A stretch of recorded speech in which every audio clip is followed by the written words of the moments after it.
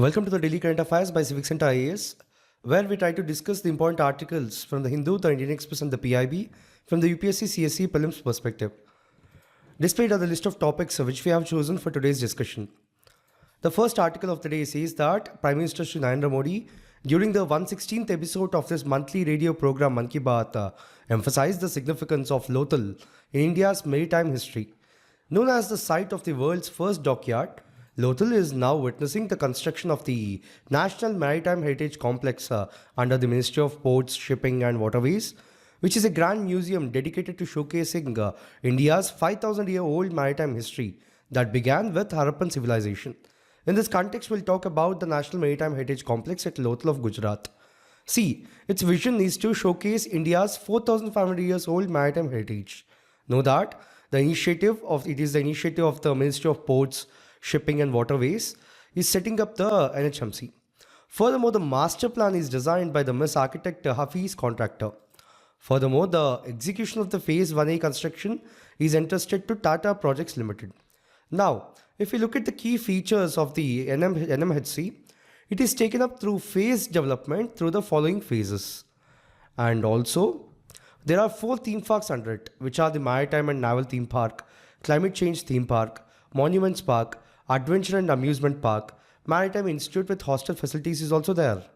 Notably, the development of the future phases is to be managed by a separate society under the Societies Registration Act of 1860. Also, the governing council is chaired by the Minister of Ports, Shipping and Waterways. Now, if we look at the funding model, Phase 1A and Phase 1B is to be developed in EPC mode, whereas the Phase 2 is to be developed through land subleasing or the PPP model. Its major impact can be seen through employment generation of 22,000 jobs, under which 15,000 are the direct jobs and 7,000 are indirect jobs. And these are the beneficiaries under it. You can have a note. The second article of the day says that Shri Manohar Lal, who is the Union Minister of Power and Housing and Urban Affairs, today flagged off the fleet of green hydrogen buses of NTPC at Leh in the presence of senior officials of Ministry of Power. In this context, we'll talk about the green hydrogen. See, green hydrogen produced by splitting water into hydrogen and oxygen using renewable energy sources is a clean and sustainable fuel alternative. So, recognizing its potential, the Government of India has initiated several measures to promote its production and utilization. The first one is the National Green Hydrogen Mission. See, in January 2023, the Union Cabinet approved the National Green Hydrogen Mission with an outlay of 19,744 crore rupees. So the mission aims to make India a global hub for production, usage and export of green hydrogen and its derivatives. Significantly, by the year 2030, the mission targets the development of at least 5 million metric tons of green hydrogen production capacity annually, along with an associated renewable energy capacity addition of about 125 gigawatt. Notably, this initiative is expected to attract investments exceeding 8 lakh crore and create over 6 lakh jobs. Then, if we have the Strategic Interventions for Green Hydrogen Transition Program, in short called the SITE program. See, under the National Green Hydrogen Mission, the SITE program has been introduced comprising of 2 financial incentive mechanisms. Firstly, domestic manufacturing of electrolyzers to encourage local production of electrolyzers, which are essential for green hydrogen production. Then the green hydrogen production to support the generation of green hydrogen within the country. Know that these incentives aim to reduce the production costs and enhance the competitiveness of the green hydrogen.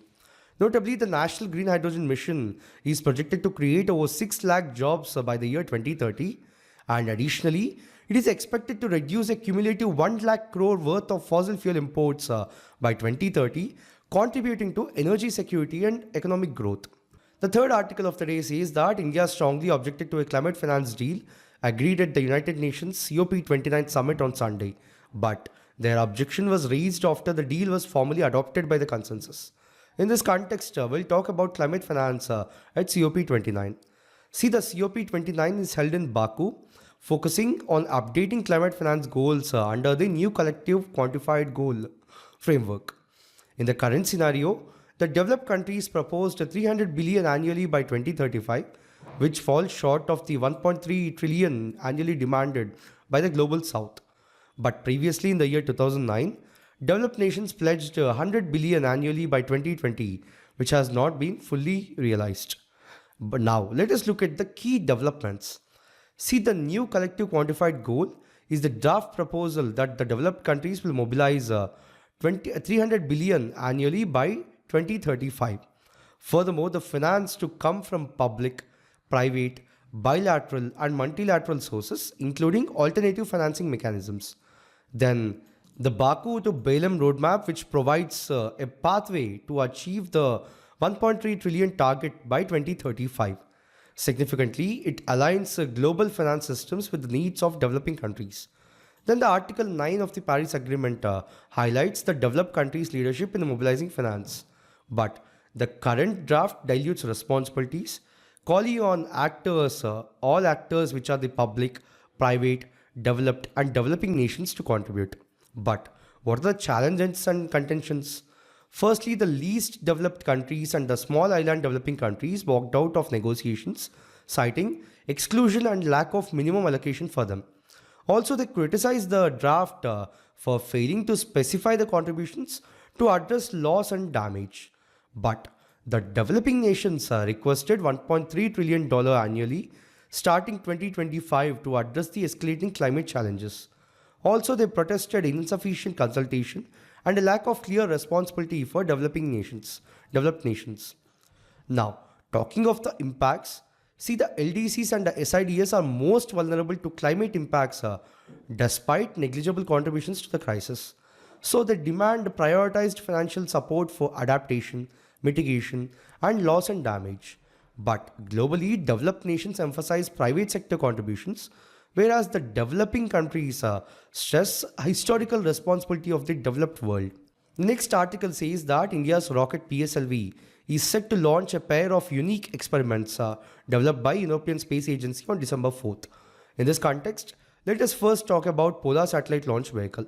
See, the Polar Satellite Launch Vehicle is a versatile and reliable launch vehicle developed by the Indian Space Research Organization. Notably, it has been instrumental in deploying satellites into various orbits, including the low Earth orbit, Sun synchronous polar orbit, geosynchronous transfer orbit, and also beyond.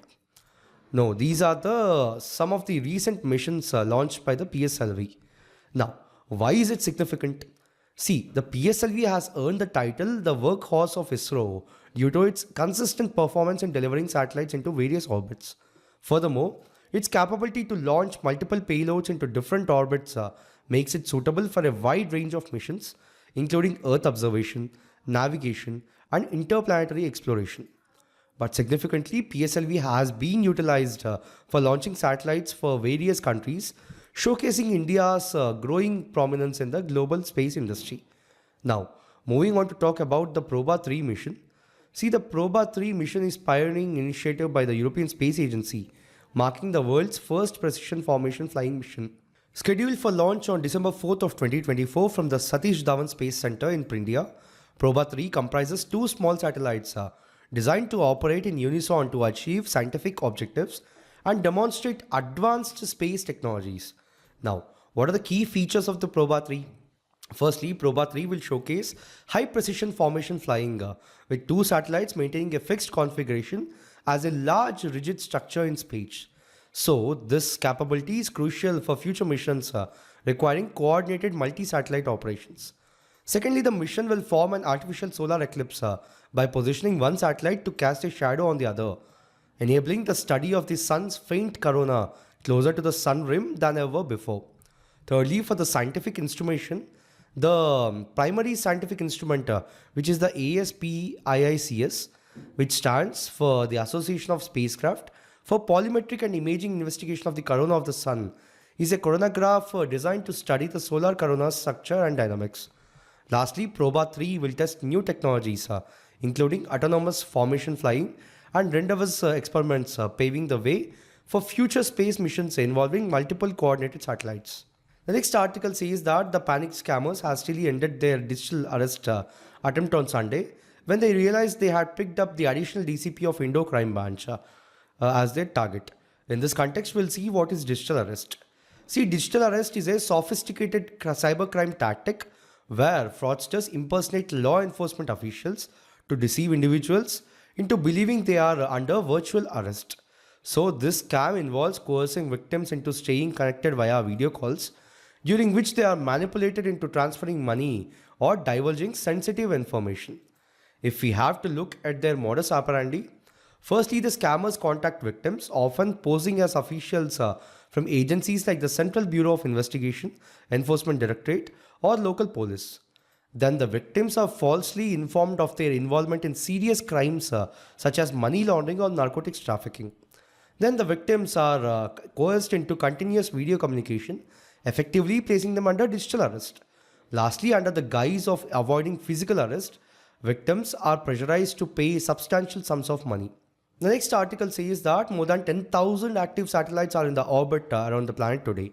So this number is estimated to shoot up to more than 1 lakh by 2030s and possibly 500,000 in decades to follow. So as the number of satellites goes up, so will this pollution. And some scientists are very worried. In this context, let us talk about polluting satellites and their impact. Now, firstly looking at the background, see the source of pollution is satellite re-entry into Earth's atmosphere and rocket launches release harmful pollutants. There is also study evidence for it. Daniel Murphy said that 10% of the aerosol particles in the stratosphere contain aluminium and other metals from satellite and rocket stage burnups. Then, the Connor Baker said that the emissions from the satellite re-entries increased from 3.3 billion grams in 2020 to 5.6 billion grams in the year 2022. Notably, the pollutants from rocket launches include black cotton, nitrogen oxides, carbon monoxide, aluminium oxide, and chlorine gases. Now, if we talk about the pollutants and their sources, firstly, satellite re-entry releases aluminium, nitrogen oxides, and other metals. Then the rocket launches includes the pollutants of black carbon, which absorbs the solar energy, warming the atmosphere. Then the nitrogen oxides, which impact the ozone chemistry. Then the aluminum oxide, which acts as a catalyst for ozone depletion. And lastly, chlorine gases, which contribute to the chemical reactions harmful to the ozone layer. Then wiring and alloys incineration, which releases copper and other metals, catalyzing atmospheric chemical reactions. Now, what are the impacts on the atmosphere? Firstly, it leads to ozone layer depletion. See, aluminum oxide and chlorine-based compounds can deplete the ozone layer. Furthermore, the ozone layer absorbs up to 99% of the harmful UV rays of the sun, which is critical for the life on Earth. So it pretends to undermine the successes of the Montreal Protocol of 1987, which banned ozone-depleting substances like the chlorofluorocarbons. Secondly, the black carbon emissions absorb solar energy, leading to atmospheric warming. And lastly, cloud formation, where metals such as the copper promote the promotion of tiny particles that seed the clouds, altering weather patterns. The next article is about the International Cooperative Alliance. See, it is founded in the year 1895 in London of England during the first Cooperative Congress. Know that it is the oldest and the largest NGO representing 1 billion cooperative members globally. Furthermore, has 306 member organizations across 105 countries, spanning sectors like agriculture, banking, consumer goods, health, housing, insurance, and industry. Significantly, it advocates for cooperatives, facilitates collaboration, and promotes socio-economic development through cooperatives. See, now talking about the ICA Asia Pacific and the India's role. See, ICA expanded into Asia Pacific in 1960 with the establishment of the ICA Regional Office and Education Center in New Delhi. And this is how it evolved.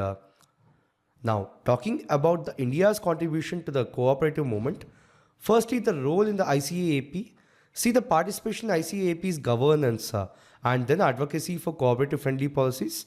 Then government initiatives were also taken, which are firstly Ministry of Cooperation of 2021 established to strengthen the cooperatives.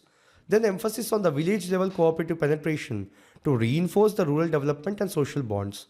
Now, if we look at the key achievements, see India's national cooperative movement is one of the largest in the global. Significantly, it is active in diverse sectors of agriculture, banking, housing, and rural development. Now, what are the different types of cooperatives in India? Firstly, consumers cooperative societies, which provide affordable consumer goods. Secondly, producers cooperative societies for the support for small farmers with resources. Then we have marketing cooperatives, which promote the collective marketing. Then the credit societies, which offer the financial supports. Then the farming cooperatives, which encourage the collective farming practices. And lastly, housing cooperatives, which provide affordable housing. Now, talking about the 2024 ICA Global Conference, see, the first ICA Global Conference is to be hosted in India in New Delhi. Know that the theme is Cooperatives Build Prosperity for All, focusing on people-centered and purpose-driven development. The last article says that at least 10 companies expected to raise combined 20,000 crore rupees in the next month. In this context, let us talk about the initial public offering, in short called the IPO. See, an IPO is the process through which a privately held company offers shares to the public for the first time to raise capital. So, the post IPO, the company becomes publicly listed and its shares are traded on the stock exchanges. Know that the SEBI regulates IPOs in India, and under the provisions of the Securities Contracts Regulation Act of 1956 and the SEBI Issue of Capital and Disclosure Requirements Regulations of 2018. Furthermore, SEBI ensures transparency, protects investment interests, and mandates disclosures by companies filing for IPOs. Also, the companies must submit a draft red herring prospectus to SEBI, detailing their business operations, financials, risks, and intended use of the IPO proceeds. Now, there are types of IPO issuance. The first one is fresh issue of shares, where the company issues new equity shares to raise capital for business expansion, debt repayment, or other corporate purposes. The second one we have is the offer for sale, where the existing shareholders sell their shares in the company to the public. So no new shares were created and the proceeds go to the selling shareholders.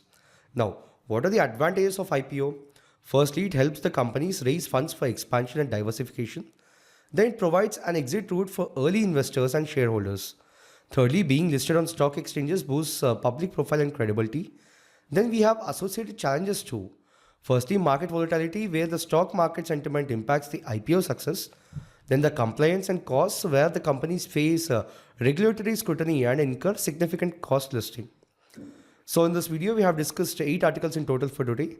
We'll be back again with another video tomorrow. Thank you.